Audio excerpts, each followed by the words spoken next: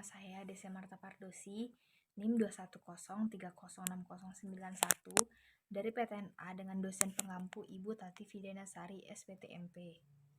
Saya di sini akan menjelaskan mineral dan vitamin dari mata kuliah biokimia. Soal yang pertama, dari bagian yang pertama, jelaskan pengertian fungsi mineral secara umum pada tubuh ternak. Mineral adalah salah satu komponen nutrisi yang memiliki peranan penting dalam pertumbuhan, kesehatan, produksi, reproduksi, dan kekebalan pada tubuh hewan. Secara umum, mineral berfungsi sebagai pembentuk kerangka tubuh, komponen senyawa organik yaitu protein dan lipid dalam jaringan lunak, misalnya otot dan pembuluh darah, mengontrol tekanan osmotik dalam cairan tubuh, mengatur keseimbangan asam basa, berperan sebagai katalis atau kofaktor dalam sistem enzim dan hormon. Soal yang kedua, jelaskan fungsi mineral makro dan mikro pada tubuh ternak.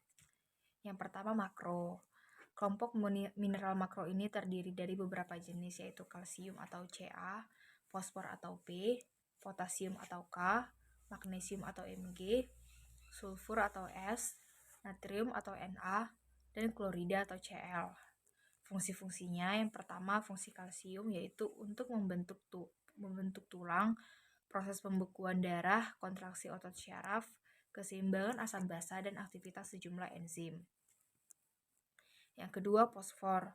Fosfor berfungsi untuk pembentukan tulang, penggunaan energi, sistem enzim, keseimbangan asam basa, translokasi lemak, dan struktur sel. Selanjutnya, natrium atau Na, potasium, magnesium, dan klorida atau Cl. Berfungsi bersama-sama dengan fosfat dan bikarbonat untuk menjaga hemostatis proses osmosis. Selanjutnya ada kalium. Kalium atau K merupakan mineral intraseluler yang berperan dalam metabolisme karbohidrat dan protein, keseimbangan asam basa, pengaturan tekanan osmosis, dan keseimbangan air. Selanjutnya, magnesium atau Mg berfungsi sebagai katalisator enzim dalam metabolisme karbohidrat dan protein, oksidasi sel, dan mempengaruhi aktivitas neuromuskular. Selanjutnya, sulfur atau S berfungsi pada metabolisme protein, lemak, dan karbohidrat, pembentukan darah, endokrin, keseimbangan asam basa. Selanjutnya, kelompok mineral mikro juga terdiri dari beberapa jenis. Yang pertama, kobalt atau Co, koper atau Cu, iodin atau I, besi atau Fe, mangan atau Mg, selenium atau Se, dan zinc atau Zn.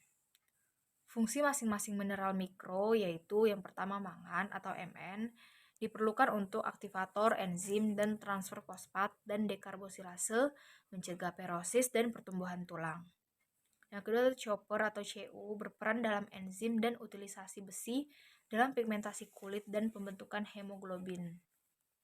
Selanjutnya, iodin atau I diperlukan untuk sintesis hormon oleh kelenjar tiroid yang mengatur metabolisme energi.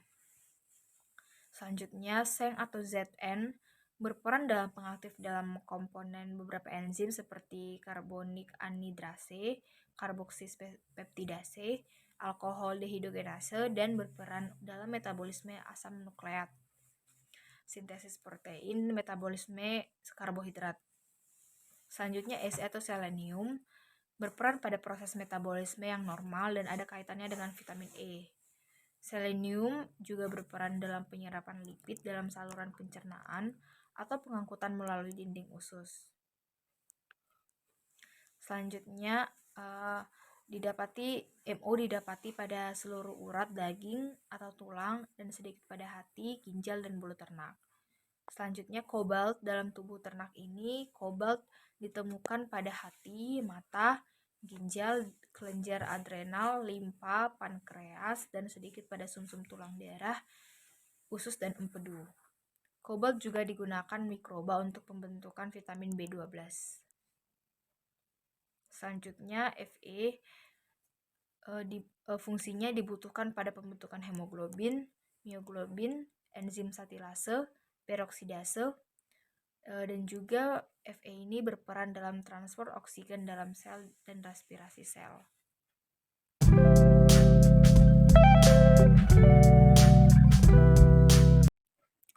Baiklah, bagian yang kedua. Soal yang pertama, jelaskan pengertian vitamin. Vitamin adalah substansi organik yang sangat penting untuk menjaga kesehatan dan hidup, termasuk untuk produksi maupun reproduksi. Vitamin dibutuhkan dalam jumlah yang sangat kecil dan biasanya diperoleh dari bahan makanan karena tubuh sendiri tidak dapat bisa membuatnya. Inti bersifat esensial. Selanjutnya, soal yang kedua, jelaskan sifat-sifat umum vitamin. Sifat umumnya, vitamin itu diperlukan oleh tubuh untuk menjalankan fungsinya. Tidak perlu dicerna untuk dapat digunakan. Beberapa bersifat esensial atau tidak dapat dihasilkan sendiri dan harus didapat dari makanan. Soal yang selanjutnya, jelaskan jenis dan fungsi vitamin pada tubuh ternak. Yang pertama itu vitamin A.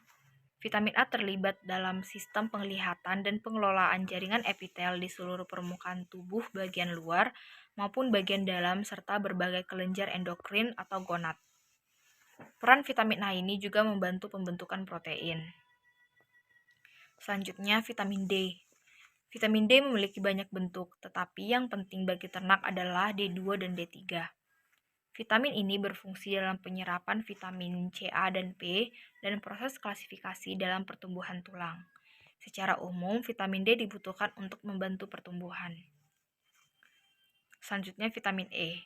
Vitamin E berfungsi menjaga kesuburan ternak atau antisteril.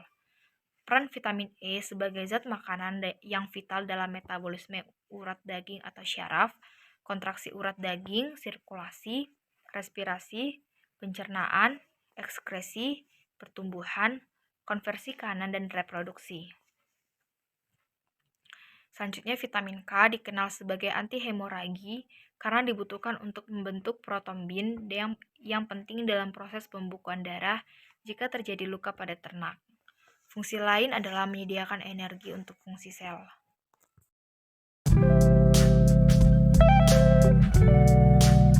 Halo semuanya, ini adalah bagian ketiga dari video praktikum saya. Saya akan melakukan uji coba vitamin C pada beberapa buah dan beberapa hijauan pakan ternak.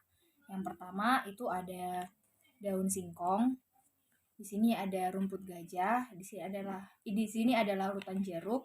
Di sini ada larutan semangka dan buah pir. Saya akan melakukan uji coba vitamin C ini dengan menggunakan betadine. Saya sudah membuat larutan betadine dan pada air di belakang sini. Cara kerjanya, campurkan daun singkong ke betadine.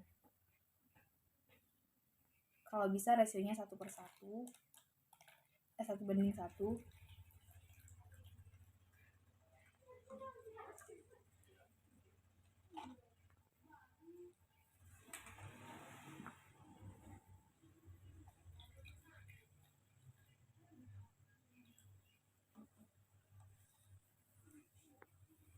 Selanjutnya ada rumput gajah.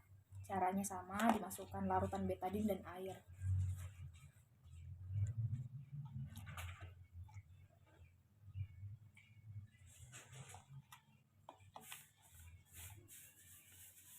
Selanjutnya larutan jeruk.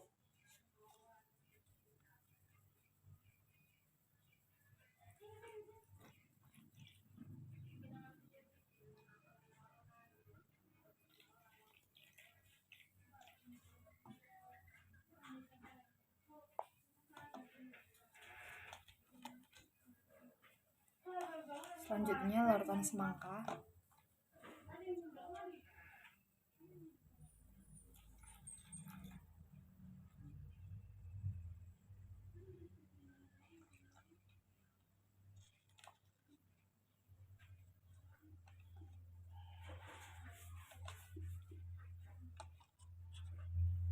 Selanjutnya buah pir.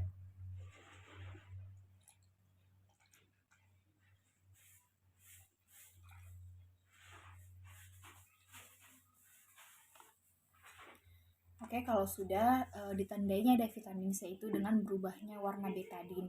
Jadi jika warna betadine itu hilang setelah dicampurkan dengan larutan buah-buahan dan hijauan pakan ternak, maka di situ ada larutan vitamin C. Seperti di sini di daun singkong terdapat ada vitamin C, sedangkan di rumput gajah tidak ada.